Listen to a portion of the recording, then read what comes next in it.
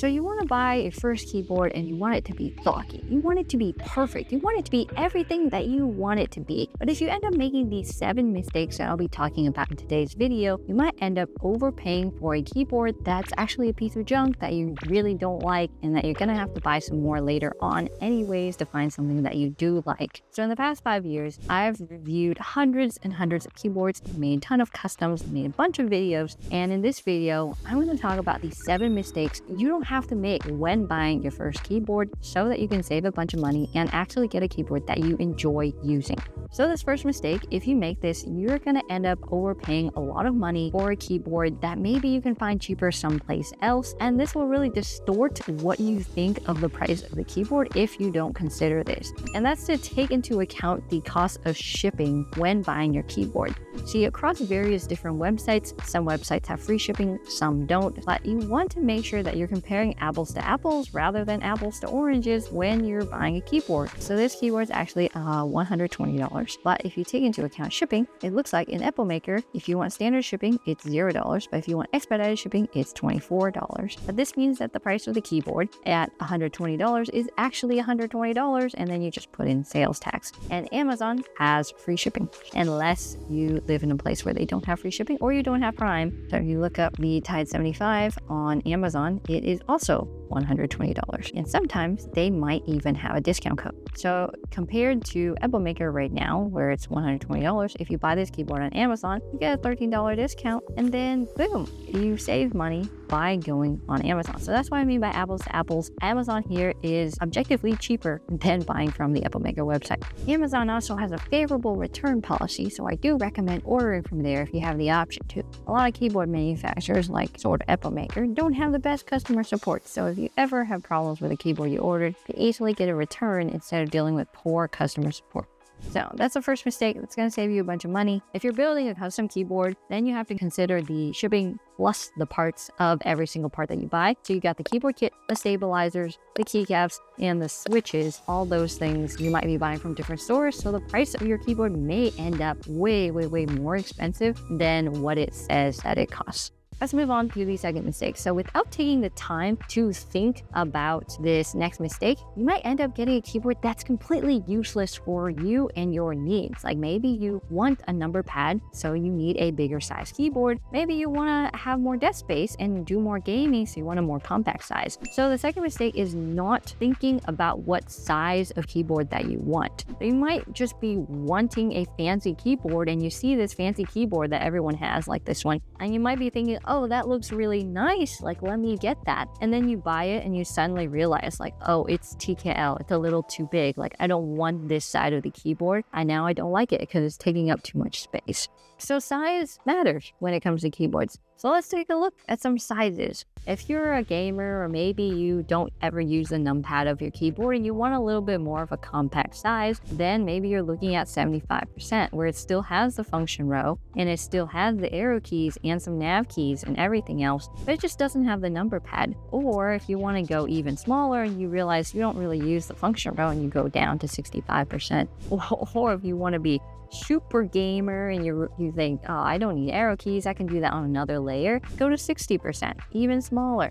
Or if you want to be more ergonomic, you don't want your hands to move very much when typing, you can go 40. 40 is extremely small and not functional for most people, but if you do the layers and you program it, then yeah, you can use a 40% keyboard. Or you end up realizing like, I need the number pad. You got full size or 96%. Or you can buy a compact keyboard with a number pad on the left. Like, there's a lot of options, but the first thing that you want to think about is like, what keys do I actually use on a keyboard on a regular basis? And if it's that you never touch the number pad, then scrap it. You don't need it. So that's the second mistake that I see people making, is that they see the keyboard that's really cool that everyone has, and then they try it out and they bring it home and it arrives at their doorstep and they realize, oh, like I actually need the arrow keys. And that's how people end up collecting keyboards on the side that they don't like. So a cool way that I've come up with, if you already have a keyboard of some sort and you want to test what keys do I really need, like take some blue tape and just like tape off a space of your keyboard. If you end up thinking, oh, I need to tear that blue tape off, then maybe that size that you were considering was too small for you. So it's a really good question to think about, and take the time to think about it. Don't make it so impulsive. Don't just buy something right away, but take time to test it out. And this third mistake is something that some people make when they're looking at keyboards that are a little too budget friendly. Because most keyboards nowadays do come with this feature that let you modify your keyboard and change out the switches as you see fit, because maybe you realize, I don't like linears, I need something else. The mistake is that people are buying keyboards that have soldered in switches. So in reality, you want a keyboard with hot swappable switches. And what this means is that you can take out the switches and replace it with another type. So this keyboard has linear switches. I'm going to take off a keycap, and then I'm going to pull out the switch. So this is a hot swappable keyboard. It has the pins here that you can see, and then the switch attaches to the keyboard this way, and I could change out those switches as I see fit. Now, most keyboards nowadays are going to have this, but some keyboards that are really, really budget, maybe like the $30 to $50 range, they might not have this feature. So you want to read the sales page and look for this feature directly. It's going to say hot swappable. So this one's $25 right here. And nowhere does it say that it's hot swappable. So in this case, if you buy this keyboard, you're not going to be able to switch up the switches. So you're left with whatever it comes with. So to get around this, all you have to do is type hot swappable keyboard, and now you know. Or you can Control F hot swappable onto these keyboards, and you can look for the feature that way. So these keyboards are most likely going to be hot swappable, and now you can take off the switches and change up the sound and the feel of your keyboard however you see fit.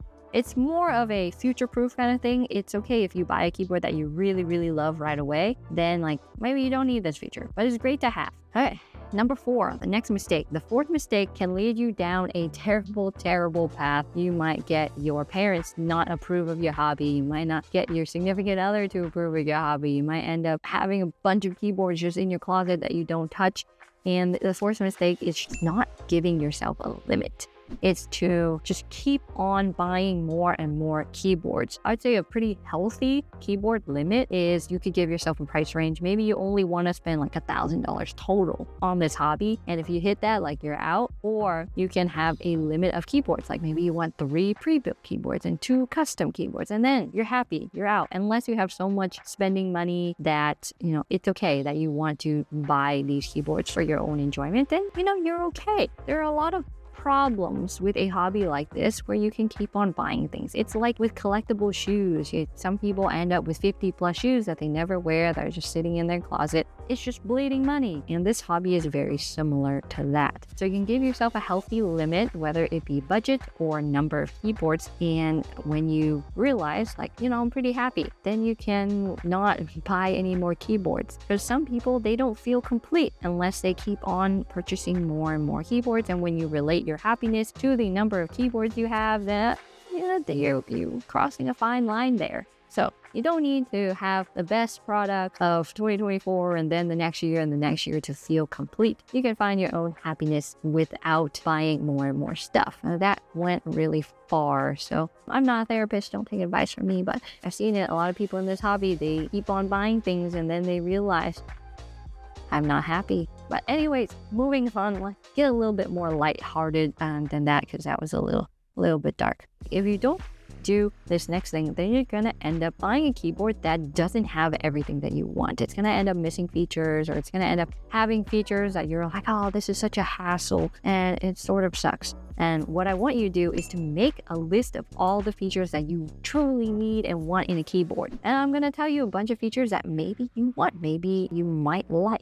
The first one is Bluetooth connectivity. Do you need your keyboard to connect to a laptop or a phone? Do you need a 2.4 gigahertz dongle? Some keyboards have that. This one, I think, has that somewhere, but this keyboard has wireless connectivity. But if you want a keyboard with that, then get a piece of paper, write that down, and let's move on to some more features. The next one would be hot swappable switches that we talked about before. I think that this is truly necessary because if a key breaks, you can replace it super easily. Multiple keys, it just extends the longevity of your keyboard. The other one would be software. What kind of software does it have? Is it VIA compatible? So VIA is browser software that makes it really easy to mod your keyboard. You can use it via caniusevia.com. It's super friendly, and there's a lot of keyboards that are compatible with it, but not every keyboard. But other companies like Corsair, Razer, or Logitech, they have their own proprietary software that you can remap your keys and do macros and all that stuff. Like, do you need some type of software, some type of remapping capabilities? If you do, write that down.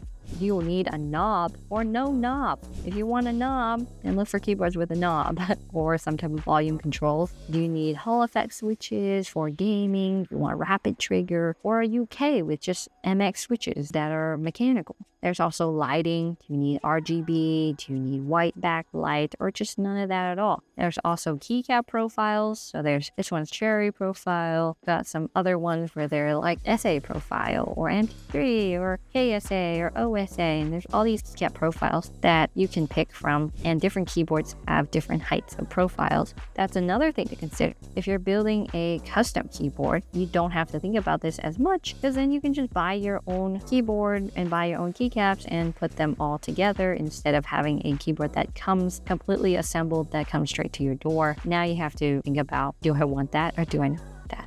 Right, those are just some features. If you want a better time thinking about features, then I found this really cool website. It's called keyfinder.com. You go into keyboards here. You can look at a bunch of features that it has. So it has different sizes of a keyboard that you can run through and look at. Got connectivity, wireless, Bluetooth. It's even got mounting styles. So most keyboards nowadays are gasket mount keyboards. And what that means is just have a little bit of flex in the typing experience. It's got hot swappable, maybe what size of battery you want, what case material. So those are just some of the features that you may or may not want in a keyboard, but think about that. Think about what you actually want and then decide what keyboard you want to buy from there. If you're a gamer, then I really don't want you to make this sixth mistake. This mistake can be the difference between using a keyboard that you absolutely love, how it feels to use it and how it sounds, compared to using a keyboard that you think you have to use, but it makes you unhappy to use it. And this is to know that any keyboard can be a gaming keyboard as long as you're not like a professional competitive player, or if you want to game competitively wirelessly, then yeah, that limits your options a bunch. If you game wired to your computer and you're not a pro, you're just playing for fun, or you play comp matches here and there, you play ranked, but it's okay to like not have the best of the best gear, then like you can buy a mechanical keyboard that you just enjoy using, that looks cool, that the sound is good,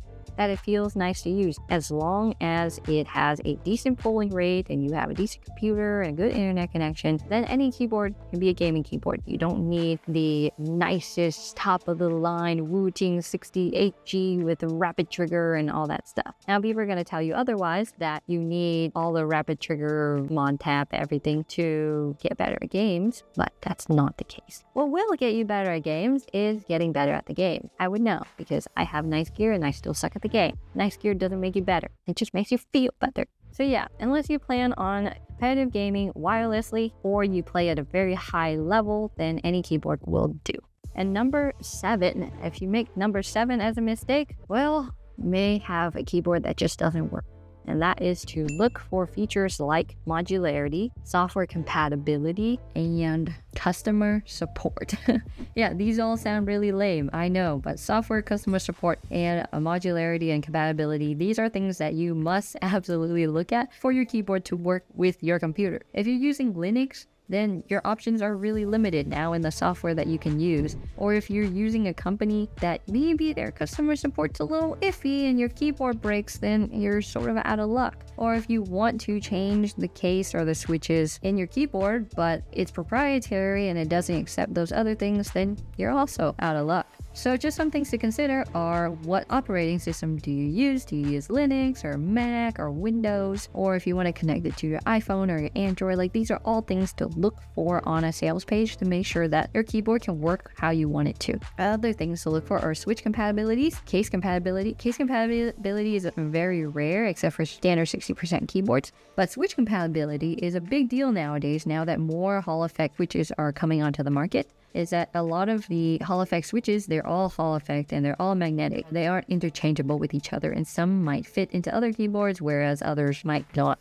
So you got to be careful with that. And then make sure you look at reviews on places like YouTube or Reddit. Look at the reviews on the sales page. Another thing is software. So some software is a browser software, whereas other ones you have to download nowadays. So ask yourself things like, do you need software and how are you going to be using it? Are you okay with downloading software? All things to consider. So those are the 7 mistakes that you shouldn't be making when buying your first keyboard. If you need any more help now that you have your list of features, what size you want, what software, whatever you need, then you can join our Discord server and ask people for advice on like what keyboard to buy, because these people have bought a lot of keyboards, so have I. We've used a lot of keyboards and we can help you out. I hope this video was helpful. If you are looking for your keyboard and everyone is telling you to buy a Keychron keyboard and you're like, oh my gosh, but their website has hundreds of keyboards, then watch this video here where I help you pick your Keychron keyboard, because they have a lot of keyboards. It's overwhelming, but this video will simplify that. Bye!